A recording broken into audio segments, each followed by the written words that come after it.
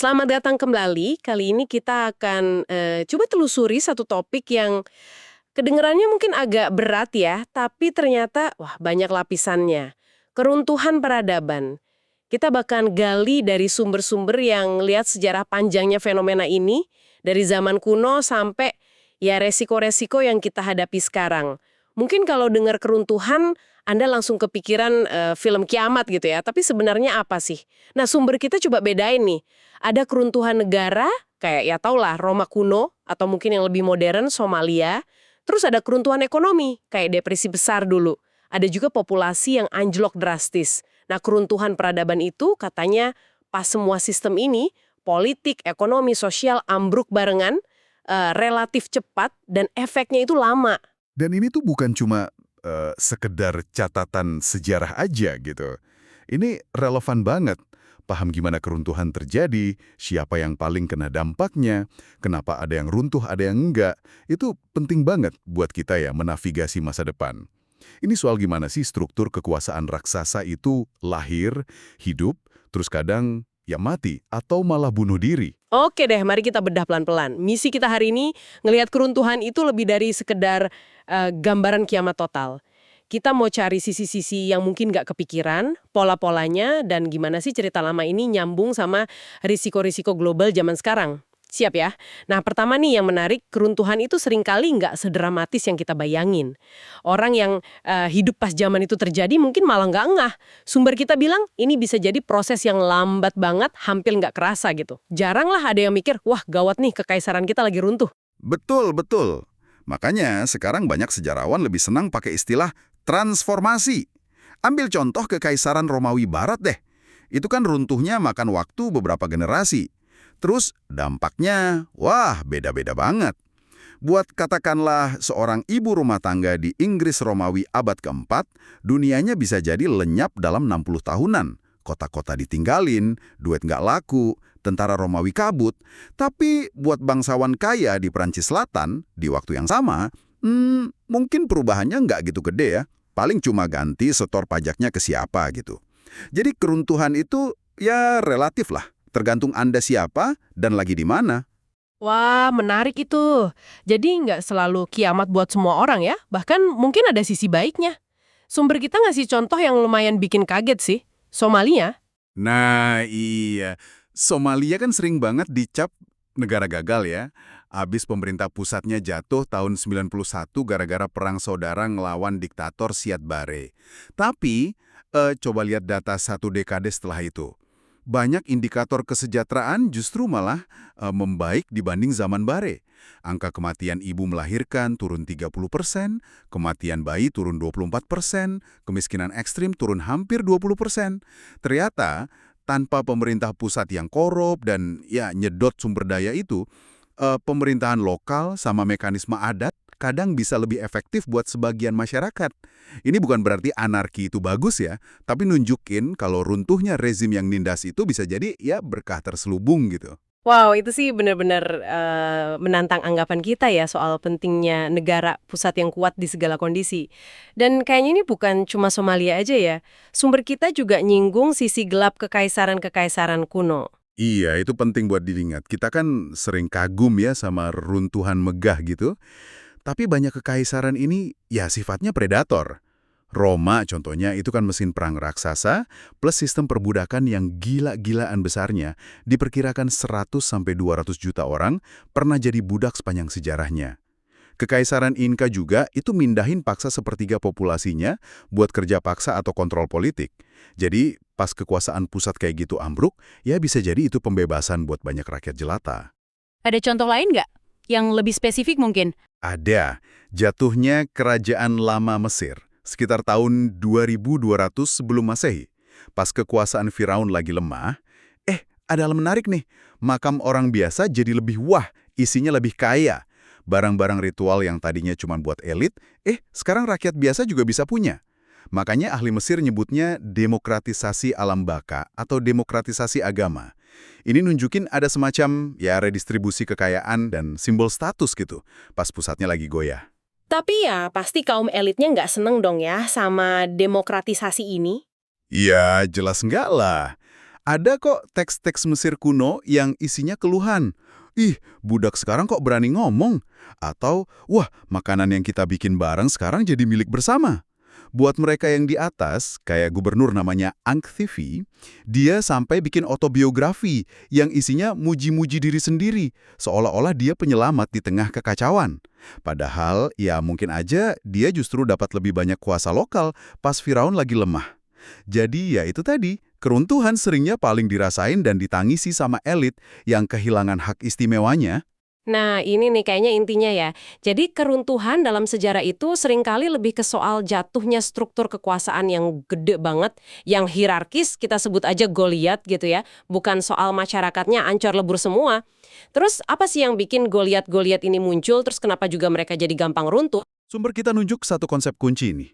Sumber daya yang mudah dijarah, atau lootable resources. Maksudnya, ini sumber daya yang gampang dilihat, gampang dinilai, gampang disita, gampang disimpan, dan yang paling penting, gampang dipajakin sama negara atau elit. Contoh paling gampang ya, biji-bijian sereal. Gandum, jelai, beras, jagung. Panennya kan barengan, hasilnya banyak, gampang diangkut, disimpan lama, dan susah disembunyiin dari tukang pajak. Biji-bijian membangun negara gitu ya kira-kira. Makanya peradaban gede pertama yang ada negaranya muncul di lembah sungai yang subur buat gandum sama beras kayak Mesir, Mesopotamia, Cina, atau jagung di Mesoamerika sama Andes gitu. Tepat banget. Sebaliknya, daerah yang hasil utamanya susah dijarah atau disimpan lama, kayak talas atau ubi jalar yang bisa dibiarin aja di tanah, atau pisang yang cepat busuk kayak di Nugini, itu cenderung nggak ngembangin negara hierarkis yang gede dan terpusat. Kentang nih, contoh menarik. Disebut sumber kita sebagai tanaman pelarian atau escape crop. Petani bisa biarin aja di tanah, terus gali seperlunya. Jadi susah disita sama tentara atau tukang pajak. Lucunya, petani Eropa mulai banyak nanam kentang pas pemberontakan Belanda ngelawan Spanyol di abad 16-17. Salah satunya ya karena alasan ini.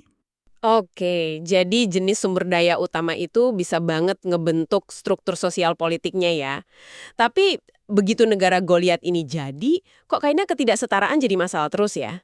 Ada contoh situs TP Gaura di Irak itu. Iya, penggalian di TP Gaura itu nunjukin pola yang ulang-ulang terus selama ribuan tahun. Pemukimannya tumbuh, terus jadi makin gak setara, kelihatan dari rumah elit yang gede sama rumah rakyat biasa yang kecil, terus muncul benteng pertahanan, gak lama situs itu diserbu dan dibakar. Rumah elitnya sering jadi target utama. Abis ditinggalin, siklusnya mulai lagi. Ini kayak ngasih petunjuk gitu kalau ketidaksetaraan yang nyolok itu bisa bikin ketegangan di dalam, bikin masyarakatnya gampang kena konflik atau hancur. Ini pola umum kah? Ketidaksetaraan bikin nggak stabil? Sejarah sih nunjukin trennya gitu. Ketidaksetaraan kekayaan di masyarakat hierarkis itu cenderung naik terus. Sampai akhirnya kejadian apa yang disebut Walter Scheidel, penyetara hebat atau great leveler, ini bisa macam-macam bentuknya. Revolusi berdarah, perang besar-besaran, pandemi yang mematikan, atau ya keruntuhan negara itu sendiri.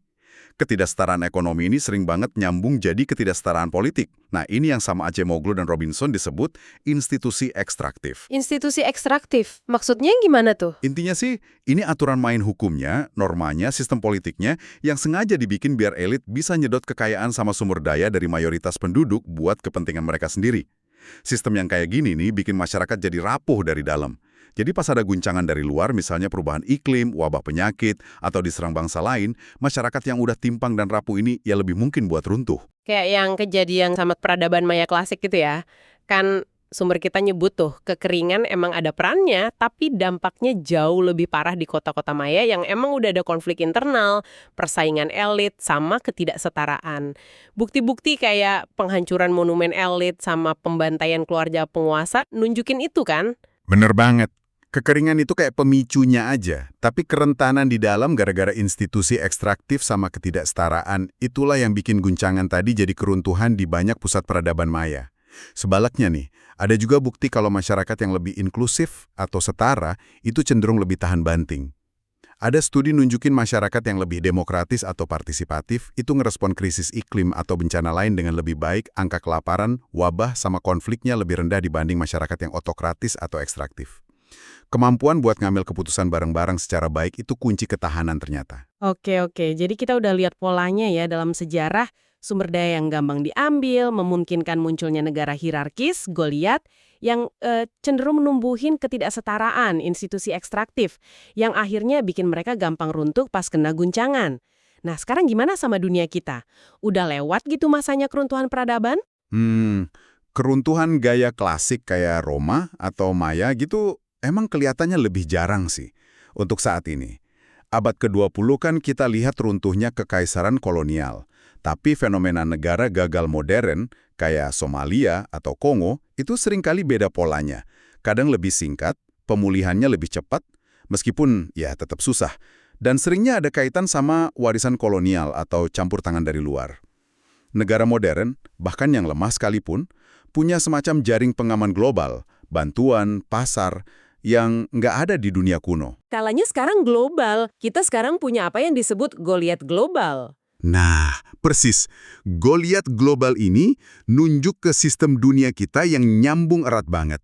Kapitalisme global, kekuatan ekonomi, sama informasi yang ngumpul di segelintir perusahaan multinasional raksasa dan negara adidaya, bahkan sampai budaya elit yang makin mirip di seluruh dunia.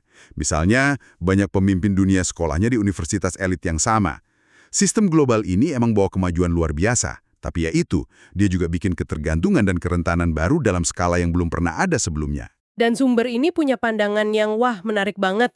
Risiko-risiko gede yang sering kita omongin kepisah-pisah, perubahan iklim, pandemi, perang nuklir, AI yang lepas kendali, itu sebenarnya bukan masalah sendiri-sendiri. Mereka itu justru produk dari si Goliat global ini. Betul. Ini cara pandang yang kuat sih. Jadi, daripada ngelihatnya kayak daftar ancaman gitu ya, sumber ini ngelihatnya sebagai konsekuensi dari sistem ekstraksi global kita. Contoh gampangnya gini, eksploitasi sumber daya alam sama manusia di satu tempat, ambil contoh kobalt di Kongo buat baterai, uranium buat nuklir, batu bara buat industri, itu jadi bahan bakar buat teknologi sama model ekonomi yang ujung-ujungnya malah ngasilin resiko eksistensial buat semua orang. Perubahan iklim itu bukan cuma isu lingkungan, tapi nyambung banget sama model pertumbuhan ekonomi yang ekstraktif dan ketidaksetaraan global. Risiko-risiko ini tuh saling kait-mengkait dan dikuatin sama sistem yang sama. Jadi AI misalnya itu bukan ancaman teknologi doang gitu ya. Dia bisa jadi kayak akselerator buat resiko lain.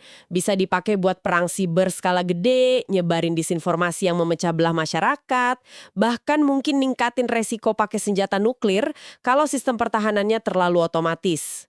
Atau contoh lain nih, AI dipakai sama perusahaan energi fosil buat nyari cadangan minyak dan gas baru lebih efisien. Padahal kan kita harusnya ngurangin ketergantungan sama itu buat ngatasin perubahan iklim. Dan semua risiko modern ini punya ciri khas yang disebut ekor gemuk atau fat tails dalam statistik. Ini konsep penting nih. Artinya gini, mungkin hari-hari rata-rata kita sekarang rasanya lebih aman, lebih nyaman dibanding hidup di zaman batu dulu. Risiko mati gara-gara kekerasan atau penyakit infeksi harian mungkin jauh lebih rendah. Tapi, potensi bencana paling buruk yang mungkin terjadi, skenario ekstrim kayak perang nuklir global atau pandemi hasil rekayasa genetika yang mematikan, skalanya itu jauh banget ngelampauin bencana terburuk di masa lalu. Kita kayak nuker banyak risiko kecil sehari-hari dengan sedikit risiko super gede yang bisa ngabisin semuanya. Ekor kurva probabilitas bencana kita jadi gemuk. Wah, ini konsekuensi yang perlu banget kita perhatiin ya. Dan ini jadi ngarah ke pertanyaan yang agak serem sih. Kalau si Goliat global ini runtuh, kita bisa bangkit lagi nggak? Sumber kita nyorot satu hal penting banget, energi.